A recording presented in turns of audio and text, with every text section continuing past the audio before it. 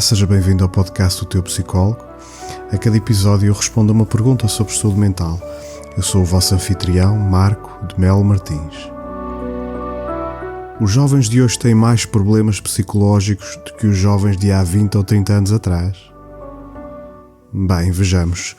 Hoje existe uma crise de saúde mental entre os adolescentes e jovens adultos ocidentais, sobretudo sintomas de ansiedade e depressão. O fenómeno está bem documentado nos Estados Unidos da América, por exemplo. Os adolescentes estão a amadurecer mais devagar, tiram a carta de condução mais tarde, adiam encontros amorosos e o namoro e têm menos trabalhos formais. Em vez disso, os rapazes estão predominantemente nos videojogos e as raparigas nas redes sociais. O problema começou a acentuar-se há uma década.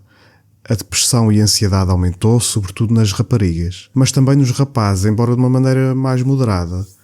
Na comunidade médico-psicológica houve quem contestasse esta tese, defendendo que não havia epidemia de saúde mental, que passar horas e horas nos videojogos ou nas redes sociais não tem assim mal de sobre maior, e que a única prova de que estes comportamentos podem ser prejudiciais estava em testes de autorrelato, que são por definição falíveis.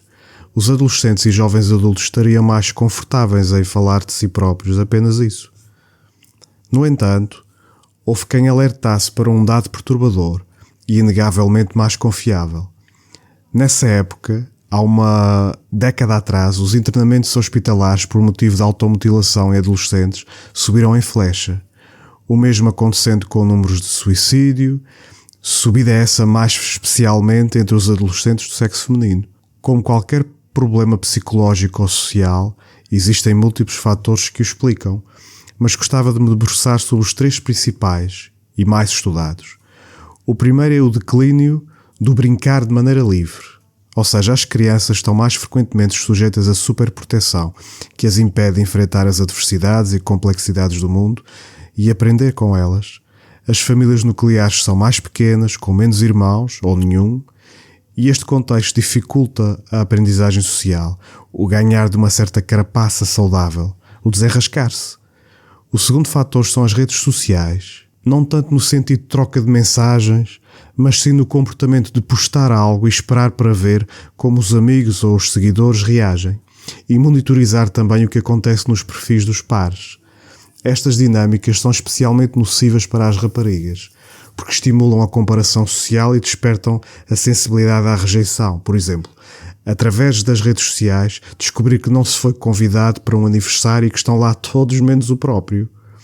O terceiro fator é a polarização política. Sobretudo desde há 10, 15 anos para cá, encontra-se em níveis muito elevados, e especialmente visível no meio universitário, com o surgimento de uma cultura moralista e securitária.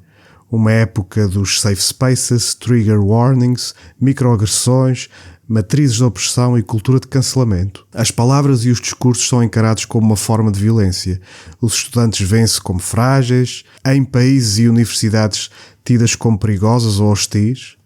Julgam precisar de proteção da exposição a palavras, livros e palestrantes com ideias diferentes. É a busca pela purificação das instituições, onde só deve estar os que pensam como nós. Há seguramente mais fatores explicativos da atual crise de saúde mental nos mais novos, mas estes são os principais. Então a resposta à pergunta inicial é sim, os jovens de hoje são mais frágeis e têm mais problemas psicológicos do que há umas décadas atrás. Obrigado por ouvir o episódio 2 de O Teu Psicólogo. O podcast está disponível em oteupsicólogo.substack.com e em todas as plataformas de podcast. Até breve.